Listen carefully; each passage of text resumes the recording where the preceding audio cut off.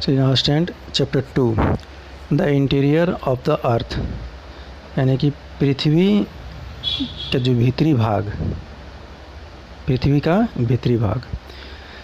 देखिए इस चैप्टर में हम लोग पृथ्वी के भीतरी यानी कि अंदर की वाली जो भाग है उसके बारे में हम लोग स्टडी करेंगे।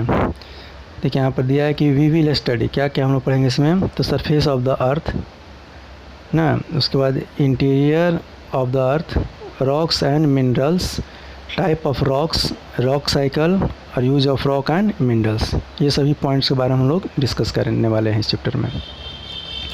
सो स्टूडेंट स्टार्ट करते हैं हम लोग। Like other planet in the solar system, देखा रहा है कि सोलर सिस्टम में यानी कि सौर परिवार बोलते हैं इसको ना, सोलर सिस्टम में अन्य ग्रह प्लानेट की तरह ही the earth is also undergoing change ना, पृथ्वी भी परिवर्तन के दौर से गुजर रही है। हाँ, सौरमंडल के अन्य ग्रहों की तरह पृथ्वी भी परिवर्तन के दौर से गुजर रही है। इन this universe nothing is static और स्टेशनरी, देखा रहा है कि इस ब्रह्मांड में ना कोई भी चीज़ जो है वो स्थिर स्टेबल नहीं है। So thing in this universe are dynamic in nature ना, ये पूरे ब्रह्मांड में, ये प्रकृति में क्या है, डायनेमिक है, सब लोग गतिशील हैं। Let us study about the nature of the earth surface, है ना, हम लोग पृथ्वी के सतह ना के प्रकृति के बारे में हम लोग स्टडी करेंगे, पढ़ेंगे। And structure of its interior in this chapter, और इसके जो भीतरी भाग की जो स्ट्रक्चर है ना, बनावट है, उसके बारे में हम लोग स्टडी करेंगे। चलिए, सरफेस ऑफ द अर्थ, पृथ्वी की सतह। Around 29% of the earth surface is covered with land ना, करीब पृथ्वी का जो है 29% जो है ना वो लैंड से कवर है। अर्थ का जो सरफेस है वो 29% किससे कवर है, तो लैंड से कवर है, भूमि से, ज़मीन से। Around 71% is covered by water, और 71% जो है ना वाटर से ये कवर है। The Pacific ocean is longer than all 7 continent put together in area, देखा रहा है कि पैसिफिक ओशन यानी कि प्रशांत महासागर इतना लंबा है ना कि एरिया के हिसाब से ये जो हमारे जो 7 कॉन्टिनेंट हैं ना, 7 महाद्वीप, इससे भी एरिया में वो बड़ा है। कौन, तो पैसिफिक ओशन, प्रशांत महासागर। The distribution of land and water is affected by the climatic change and tectonic activities. देखिए कह रहा है कि लैंड और वाटर का जो डिस्ट्रीब्यूटेड है ना, ये क्लाइमेट चेंज को है ना, और टेक्टोनिक जो क्रियाकलाप है उसको ये प्रभावित करता है।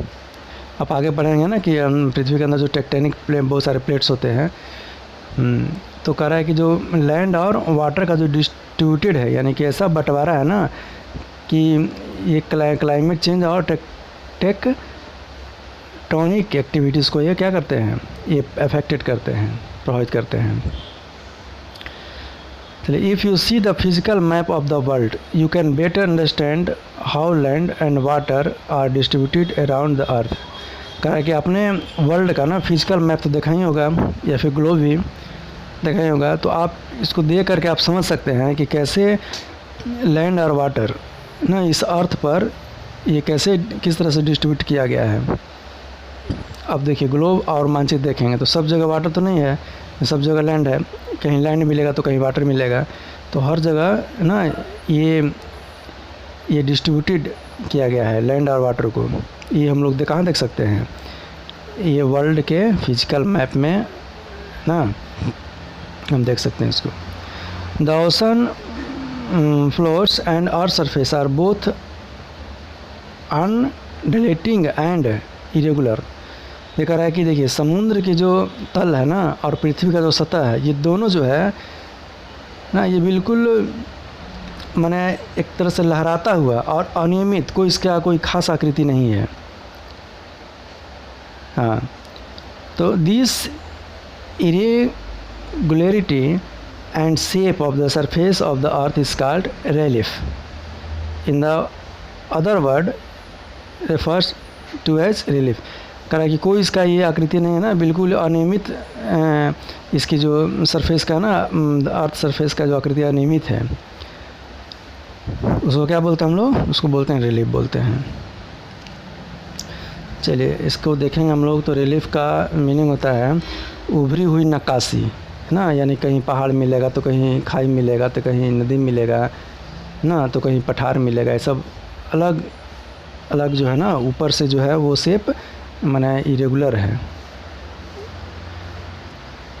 तो उसको बोलते हैं हम लोग रिलीफ बोलेंगे ना, उभरी हुई नक्काशी बोलते हैं. चलिए इसके बाद आते हैं नीचे. इंटीरियर ऑफ द अर्थ.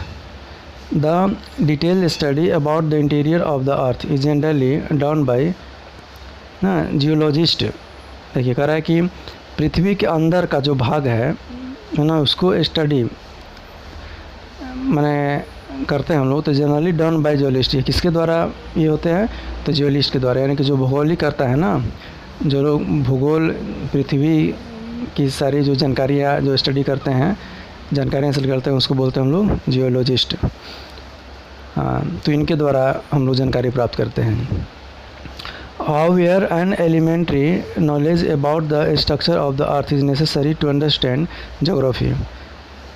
देखिए ज्योग्राफी को, देखिए अर्थ का जो अंदर का जो स्ट्रक्चर है ना, एलिमेंट्स और उसकी जानकारी लेने के लिए हमें बहुत ज़रूरी है ना कि हम लोग अर्थ के ना to naturally understand geography. Geography को हम लोग समझें, अर्थ के ज्योग्राफी को समझें. यदि अर्थ के बारे में, यदि उसकी बनावट के बारे में जानकारी लेना है तो it will help us to understand change taking place on the surface of the earth. कहा कि हमको समझने में मदद करेगा कि धरती के सतह ना कि जो प्लेस है वो उसमें कैसे चेंजिंग होता है. Today we can go far into space but it is not possible to do the same in the case of the earth interior. कह रहे कि आजकल देखिए, आजकल हम लोग क्या है, पृथ्वी के ऊपर स्पेस तक पहुंच जा रहे हैं ऊपर, लेकिन नीचे जो है ना उतनी ऊंचाई तक हम लोग नहीं जा सकते, नॉट पॉसिबल. तो we have landed on the moon surface but can not reach the centre of the earth. हम लोग चंद्रमा पर पहुंच सकते हैं, लैंड कर सकते हैं, लेकिन पृथ्वी के सेंटर पर नहीं पहुंच सकते हैं. The temperature inside the earth increase with increase in depth. ना कह रहा है कि जैसे से हम लोग पृथ्वी की गहराई में जाते हैं, नीचे जाते हैं, वैसे वैसे इसका टेम्परेचर जो है वो इंक्रीज होता है, बढ़ता जाता है.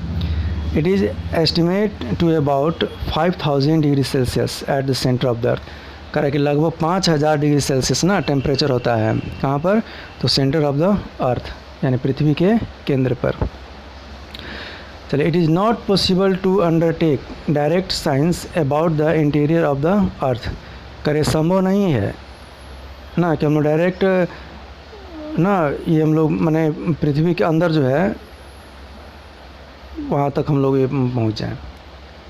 Thus most of our knowledge about the structure and interior of the earth is based on the behavior of seismic or earthquake waves. From the study of this wave we learn it. ना देखिए हम लोग नीचे तो पहुंच नहीं सकते हैं, तो जानकारी कैसे हासिल करते हैं ना, तो हम लोग ये सेस्मिक वेव या अर्थक्वाक्स वेव, जो भूकंप की जो तरंग है या सेस्मिक वेव है, उसके अध्ययन, उसके आधार पर हम लोग ना ने कुछ अध्ययन किया है.